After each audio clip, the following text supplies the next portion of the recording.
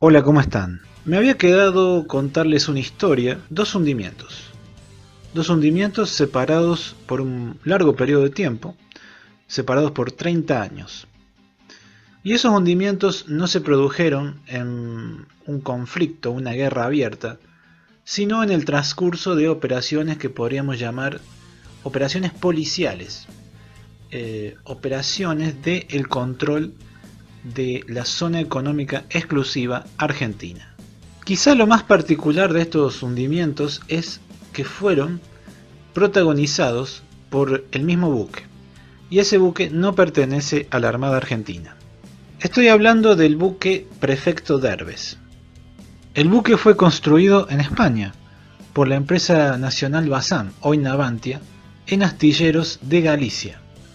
Las características del Derbez, le damos un rápido repaso, son desplazamiento a plena carga 1050 toneladas, la eslora 67 metros, la motorización es por motores diésel, tiene dos motores Bazán MTU de 16 cilindros.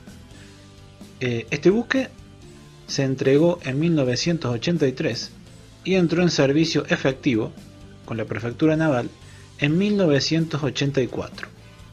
Su armamento original era un cañón Bofors 40-70 y dos ametralladoras. Si vemos sus características desde un punto de vista exclusivamente militar, nos damos cuenta que no son para nada extraordinarias o sobresalientes. Pero, debido al entorno que iba a operar, que es un entorno buscado de manera diaria por buques extranjeros, algunos de ellos infringiendo la ley, le iba a dar y le da al Derbez la posibilidad de utilizar ese armamento de manera casi diaria. Siempre se dice que las tareas que realiza hoy la Prefectura Naval son muy demandantes, pero en la década del 80 lo eran aún más, especialmente el control de pesca frente a las costas de la provincia de Santa Cruz, porque los buques ilegales tenían una casa segura mucho más grande para refugiarse. Tenían una zona económica exclusiva de Malvinas de 150 millas náuticas alrededor de las dos islas. Así estaban las cosas cuando el día 28 de mayo de 1986, a mediodía, el Derbez detecta un pesquero ilegal de bandera taiwanesa. Ese pesquero se llamaba el Chi Fu 6. Se efectúa una persecución, pero este pesquero se escapa. Se mete en esa casa segura de los usurpadores de Malvinas. A las 6 de la tarde, el Derbez detecta otro buque que estaba pescando de manera ilegal, también de bandera taiwanesa. Ese era el Chan-Der 3. Se comienza una persecución en unas condiciones de baja visibilidad porque ya se hacía de noche y había niebla. Y a las 19 se empieza a hacer disparos. Una vez que los disparos de advertencia no cumplen con su función, digamos, el buque no se detiene porque el capitán decide ignorar todas esas advertencias, se comienza a disparar al casco. Entre las 19 y las 20, el Derbez le estuvo haciendo un número indeterminado de disparos a este taiwanés hasta que se pierde contacto, se pierde el contacto visual. A las 21:05 de la noche se detecta nuevamente el buque que estaba humeando. Originalmente se intentó remolcarlo, pero el capitán del Derbez se da cuenta que el buque está muy dañado y lo que hace es simplemente capturar a su tripulación, a su capitán, y transferirlos al guardacostas. Unas horas más tarde, el buque taiwanés se hunde. El hecho más importante fue que los disparos de 40 milímetros causaron 2 muertos y 6 heridos de diversa consideración. El hecho que hubiera muertos causó cierta repercusión mundial y una protesta del gobierno británico que acusó falsamente al buque de Prefectura Naval de estar operando dentro de la zona económica exclusiva de Malvinas. Evidentemente las intenciones no eran causar bajas, pero una bala de 40 milímetros, aún sin detonar, tiene cierta importancia y las esquirlas pueden causar daños graves y heridas evidentemente muy serias. Peguemos un salto de 5 años, vamos desde 1986 hasta el 15 de marzo del 91. Ese día el prefecto Derbez detecta y persigue a un buque potero, o sea un buque para la pesca de calamar de bandera taiwanesa. Ese buque era el Longwei 866.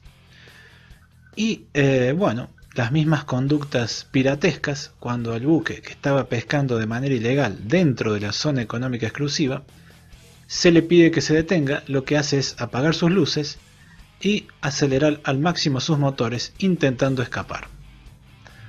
Luego de los procedimientos normales se empieza a disparar. Un impacto de 40 milímetros atraviesa el casco, la parte trasera de la popa, e inutiliza el motor. Cuando el Derbez llega a capturar ese buque y evacúa a su tripulación, se da cuenta, descubre, que también hay bajas. Hay un marinero de 17 años que ha fallecido a causa de los impactos. Y la verdad que fue una cosa lamentable, ¿no? Una muerte tan joven. Pero esas son a veces las consecuencias cuando uno trabaja para gente que no respeta la ley. Los años pasaron y quizá lo más importante de este periodo, ya finalizando la década del 90 y entrando en el siglo XXI, fue las dos modernizaciones a las que se vio sometido el Derbez. Una relativamente somera entre el año 2000 y 2002 y otra más extensiva entre el 2013 y 2015. De esta última modernización sabemos que se instalaron elementos de control de motor digitales, un nuevo radar, pero acá se retira el cañón de 40-70 por una disposición del Ministerio de Seguridad. El Ministerio de Seguridad se había creado en el año 2009 y la prefectura había pasado a la jurisdicción de ese ministerio. Entonces el Derbez se queda solamente con 2 ametralladoras de 12,7 por todo armamento. Ese fue el armamento que se le dejó ese año para enfrentarse a los piratas del Atlántico Sur.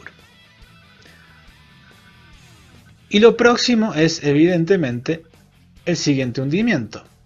Un hecho en marzo del 2016 que tuvo una repercusión mundial porque ya estamos en la época de internet, en la época de las noticias instantáneas, y no vale la pena mucho entrar en detalles de ese hundimiento porque está filmado, documentado, todas las acciones de el pesquero chino en este caso.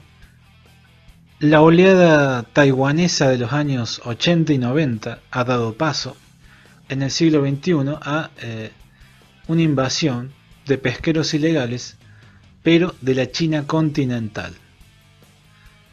A finales del año pasado hubo una última modificación en el armamento del prefecto Derbez, y eso fue incorporar un cañón Oerlikon de 20 milímetros.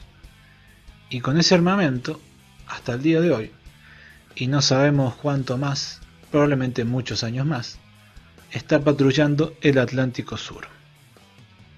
Para finalizar, yo a los que no hayan visto les recomiendo los videos de Canal 13 en el que se ve la captura y los disparos que se hicieron sobre el buque chino en el año 2016, y les voy a dejar también un enlace de todas las capturas, de todas las acciones relevantes de este guardacostas entre el año 84 y el año 2010.